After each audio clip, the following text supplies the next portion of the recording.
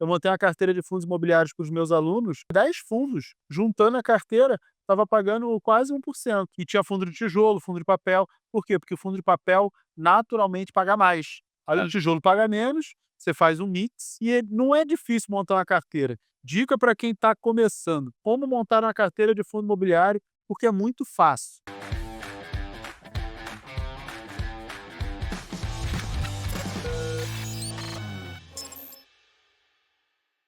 Como montar uma carteira de fundo imobiliário, porque é muito fácil. Pega o filé mignon do mercado. Você tem 3 setores ou 4 setores filé mignon.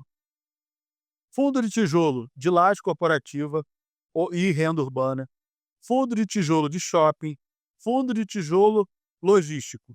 E aí os fundos de papel. O que que é esse renda, como que você falou o segundo nome? Renda urbana. É renda urbana. Renda urbana geralmente são imóveis. Loja, supermercado. Aí o fundo pode ter vários imóveis desse tipo, Tá. que é Gista. atacadista, loja pernambucana, loja de roupa, não sei o quê. E aí ele tem vários imóveis comerciais, tipo loja, que a gente chama isso de renda urbana, porque geram renda, estão localizados em áreas urbanas. Então aí você pega esses 4. E aí você pode fazer assim, 25% da sua carteira, um quarto em cada um deles, seria uma carteira mais conservadora, que ela teria mais tijolo, ou você pode fazer uma carteira que eu acho que para o iniciante é até melhor, e nesse momento eu acho que vai muito bem, metade papel e a outra metade desses 3 setores. Porque juros altos é melhor fundo de papel? Não, Sim, eu acho que não. não, é assim, juro alto. Tá no cobre até que enfim eles discordaram. O que que acontece? Vamos lá. Que quando a gente fala de fundo de papel, a gente tem fundos de CDI e fundos de IPCA, fundos de inflação e fundos que pagam o CDI. Se o CDI está alto, esses fundos eles estão pagando mais. E talvez a inflação esteja no momento mais alto, então acaba pagando um pouco mais. Então, momento de juros mais alto é interessante? O melhor momento é quando os juros vão subir, que aí você surfa alto e dividendo é alta da valorização. Mas quando o juro está alto, também não é ruim. Por quê? Porque se os juros caem, se a Selic cai, todo mundo aceita pagar mais caro nas cotas. Então, por mais que o dividendo possa cair um pouco, você ainda tem um equilíbrio. Eu acho que ter uma boa parte da carteira, se metade da carteira em fundos de papel, acaba te defendendo. Mas o juro vai cair. O de tijolo tende a valorizar e pagar mais dividendo. Então, uma coisa acaba equilibrando a outra. Tá. Entendeu? Mas não sei o que que o Dan. Vamos lá. Então, o estudo que o Mira falou, ele tá coberto de razão, só que a gente teve uma janela aí que as coisas ficaram muito baratas, teve uma pequena correção, mas ainda, por exemplo, fundo de tijolo, lajes comerciais, está pagando mais que o fundo de papel, já com vacância. Então, na minha visão, esse momento é para você ter mais tijolo, porque você vai receber igual ao fundo de papel ou até mais, com ativos que estão com vacância já contratada e conhecida e com possibilidade de ocupar, aumentar o dividendo numa cota que você comprou muito barata nesse momento. O fundo de papel, assim, ele tende a ser um pouco mais conservador, porque você já sabe o que você vai receber, né? Tá contratado, a carteira lá paga IPCA mais X, tá dado aquilo. Hum. E aí, quanto mais barato você paga a cota, melhor. Mas só que como você tem uma renda fixa por trás, a cota não oscila tanto para baixo como os fundos de tijolos, que são ativos reais, caem nesses momentos de mercado mais oportuno. Então, tudo que o Mira falou está muito certo, só que para esses últimos meses, para esse momento, o fundo O de tijolo tá tijolo performando foi muito melhor para o carrego de longo prazo, porque o fundo imobiliário é um produto de longo prazo, com um risco também relativamente menor. Tudo bem, os fundos de papel você tem 60 dívidas ali dentro, só que você também tem fundo de tijolo com 100 imóveis. que vão ter os 2. Por isso que é bom ter os 2. Vou ser 25 em cada um desses ou 50% no papel e aí 50 em tijolo. a gente vai colocar ali na tela a característica da pessoa e vocês vão falar que fundo que é ideal para ela.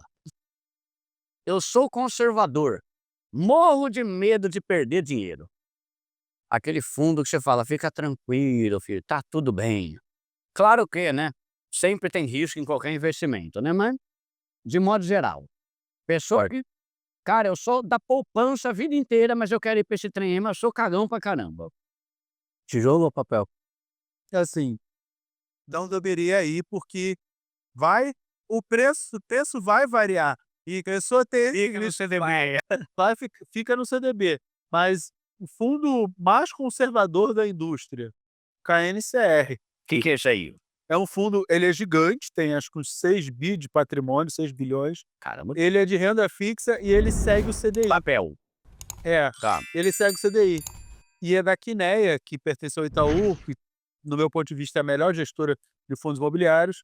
Ele é tão conservador dentro de fundos imobiliários que os outros fundos, quando tem dinheiro, bota dinheiro nele, compra ele lá e fala: é como se fosse a reserva de emergência dos outros, é o KNCR. Seria o tesouro direto dos fundos imobiliários, esse aí.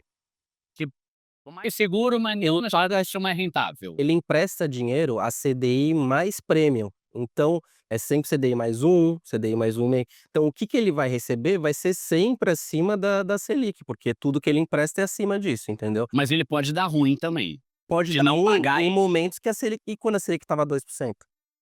Não, mas ele sempre vai pagar Selic? CDI mais. Sempre.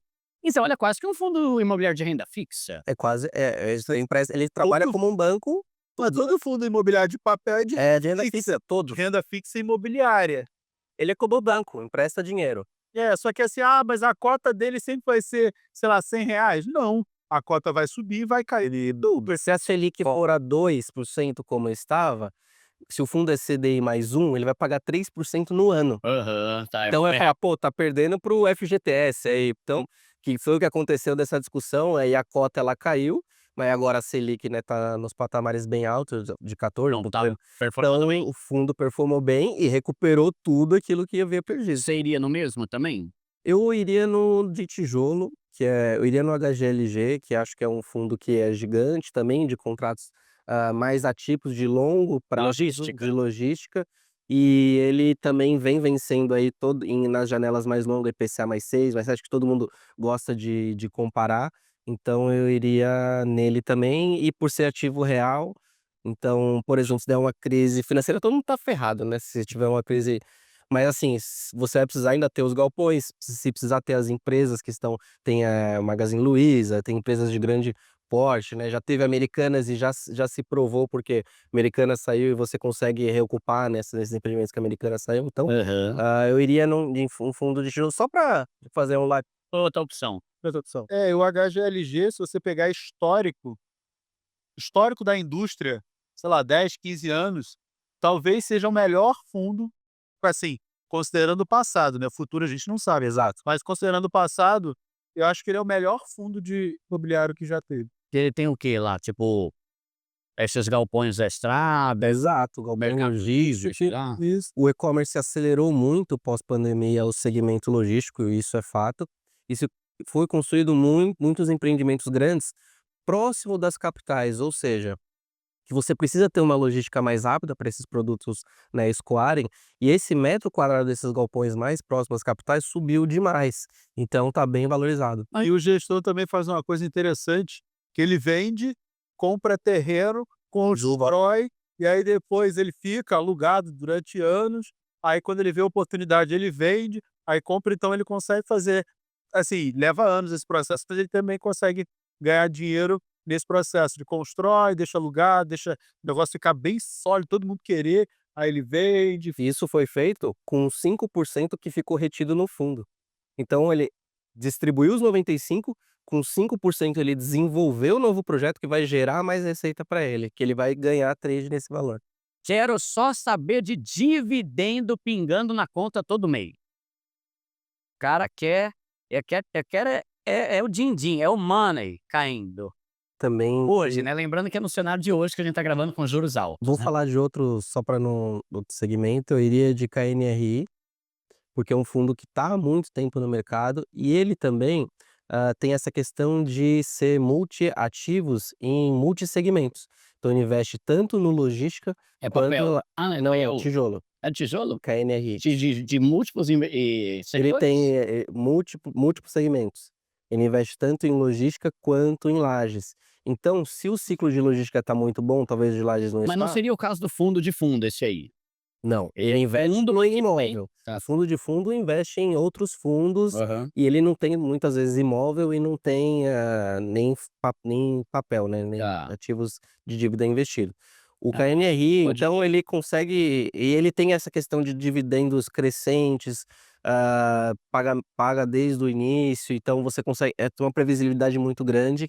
Eu também iria de tijolo nesse caso, e de fundo, né, um fundo que tem aí um histórico grande para você analisar. Qual que é o nome? Caiane? KNRI. Tá, NRI 11. tá. Esse é um fundo muito interessante para quem não tem muita grana e quer diversificar entre laje corporativa e galpão logístico, porque metade dele é galpão e metade é laje. Boa. Então, com uma cota, você está investindo nos dois setores. Ele também é daquela Kinea lá? Daqui, né? Quais são as principais gestoras hoje? Pensando em relevância, assim.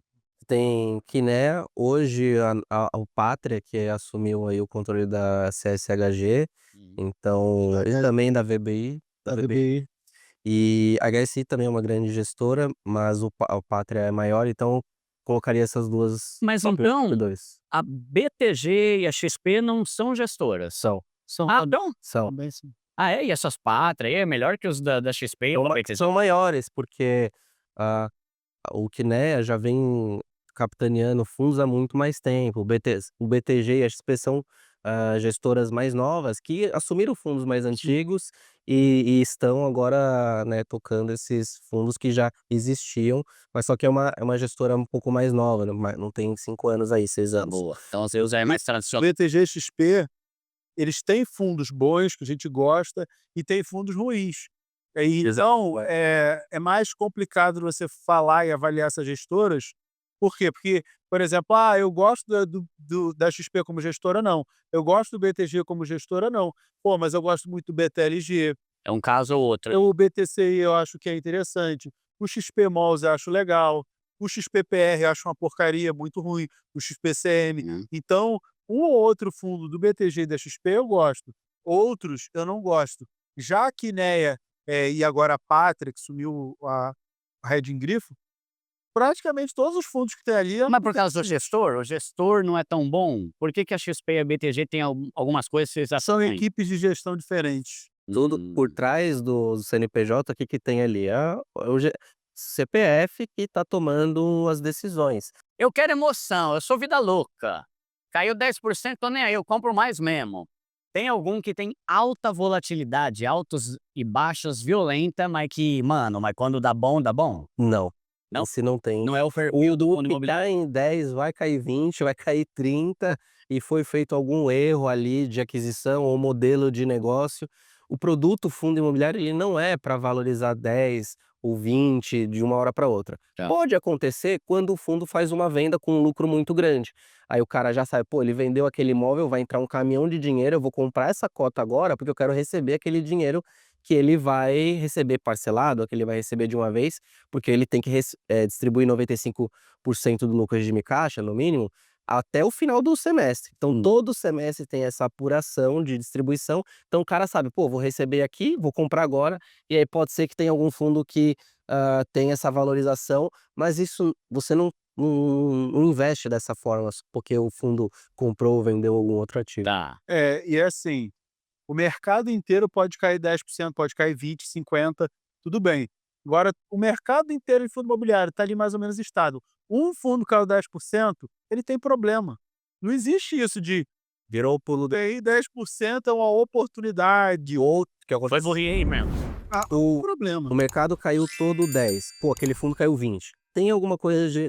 Normalmente ele é meio assim, né? Porque pensa assim, você tem um imóvel, por Uniforme. que ele vai custar metade do preço do dia para noite? Tá. Pô, porque descobriram um baita problema, tá rachado, o prédio vai cair, agora caiu metade do preço. Se não for isso, não, porque o shopping ou o galpão saiu o inquilino. Tá, mas o prédio não caiu.